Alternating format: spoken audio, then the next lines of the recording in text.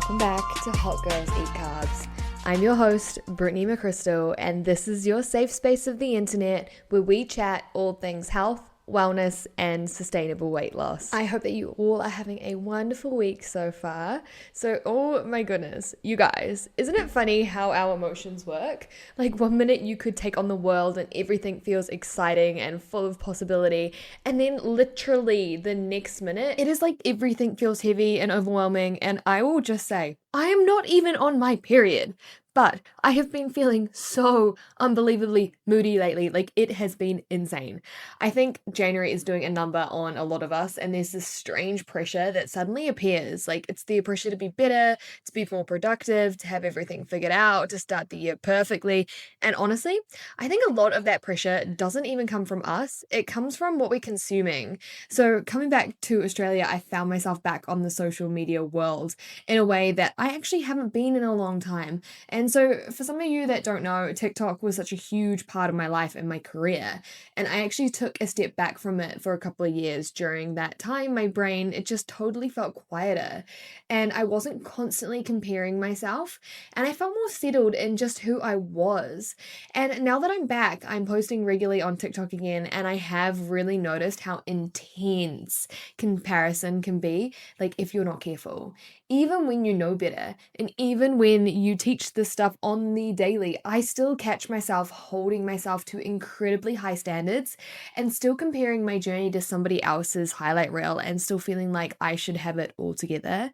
And that is kind of what has landed me in this funk. I don't want this podcast to be a place where it feels like I've got everything perfectly sorted out, because I don't. I am human. I still get caught up. I still feel pressure, and I know that I am not the only one feeling this way right now. So today I want to talk about why January actually feels harder than expected, and why that fresh start energy can turn into overwhelm so quickly. And most importantly, what I'm doing and what you can do to gently get out of a funk, come back to yourself, and realign with the person you actually want to be. Not the version you think you should be because of what you see online. This episode is about grounding yourself again, letting go of comparison, and finding your own rhythm moving forward. Okay, so let's start here. Because when you're in a funk, the instinct is always to go straight to your mind. You start overthinking everything, you analyze your feelings, you replay conversations, you truly try to figure out what's wrong with you. And that's the worst place to start. When your thoughts feel heavy or stuck, trying to think of your way out is like clicking on a frozen computer screen and hopefully it suddenly unfreezes. You're clicking harder, getting more frustrated, and nothing is actually changing. Because when you're in a funk, the problem isn't your mindset, it's your nervous system. Your body is dysregulated, you're either overstimulated, exhausted, underfueled, or all three. And when your body feels unsafe or depleted, your brain goes into protection mode. And that's when everything feels harder, heavier, and more overwhelming than it actually is. So instead of fixing the software, we restart the hardware first. And this is what I mean by a physical reset. Have you ever noticed how stepping outside just for a few minutes can shift your mood? Even slightly, the light feels different, your chest loosens a bit, and your thoughts slow down. That's not motivation suddenly kicking in, it's biology. That natural light helps regulate your circadian rhythm and lowers cortisol. Your body starts calming itself before your mind even realizes what's happening. Same thing goes with cold water on your face, humming, or slow breathing. These aren't wellness trends, they actually simulate your nervous system, which tells you, hey, you're safe right now. And when your body feels safe, your brain stops spiraling. That's when you're feeling numb, flat, or on edge. Forcing productivity never ever works. What works is grounding. Before you fix your habits, your goals, your routine, or your entire life, do the absolute basics. Drink a glass of water, eat some protein, step outside for 5 minutes. Not because these are your healthy girl rules, but because your body needs stabilizing before your mind can do anything useful. And that is important. None of this means that you're weak. It just means that you're human. And a regulated body creates a clearer mind every single time. Stabilize the body first, and the mind almost always follows. Now let's talk about the mental weight that actually keeps funks around longer than they need to, because most of the time the funk itself isn't the biggest issue. It's the way that we judge ourselves for being in it. We don't just feel flat or unmotivated, we get annoyed at ourselves for feeling that way. We start thinking things like, why am I still like this? I should be past this by now. Other people seem fine. Why am I struggling? And that creates this second layer of pressure. It's not just the funk, it's frustration on top of frustration, guilt on top of tiredness, expectations stacked on top of low energy. That is exhausting. So instead of pushing harder, I want you to try something that feels uncomfortable at first, but is actually incredibly powerful. Lower the bar. Not forever, just for now. If your normal 100% looks like training regularly, being productive, social, disciplined, and on top of everything, but today you only have 20% in the tank, then giving that 20% is still you finally showing up. That counts. You don't need to earn rest, and you don't need to be performing at your best to be worthy of kindness from yourself. Say it out loud if you need to. I'm in a funk right now, and that is okay. Not as a way to give up, but as a way to stop wasting energy fighting reality. Acceptance isn't giving in, it's choosing not to punish yourself for being human. And here is the thing. Acceptance uses way less energy than resistance. When you stop fighting how you feel, you suddenly free up the space to take small, steady steps forward, and that is when momentum starts to rebuild. You don't get out of a funk by being harder on yourself.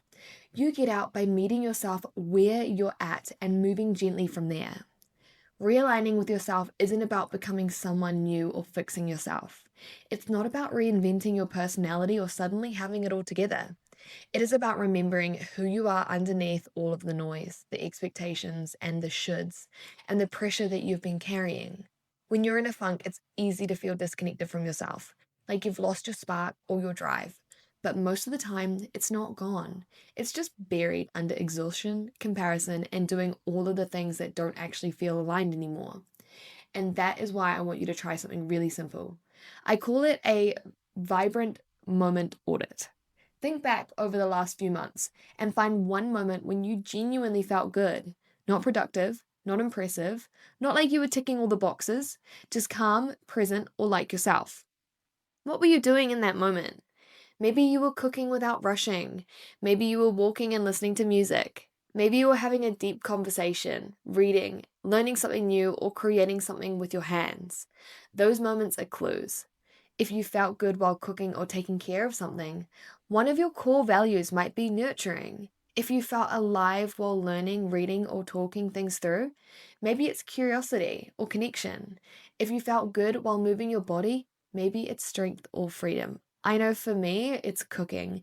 The kitchen is my safe place, and every single time I feel stressed, I go in and I just make something that I feel like eating, and it always makes me feel so much better. Remember that realignment happens when your actions match your values, not when you force motivation. And this is the important part. Motivation really shows up first. Action comes first, and motivation follows. And that's why waiting until you feel like it keeps you stuck. Instead, you lower the entry point. This is where the 2-minute rule comes in.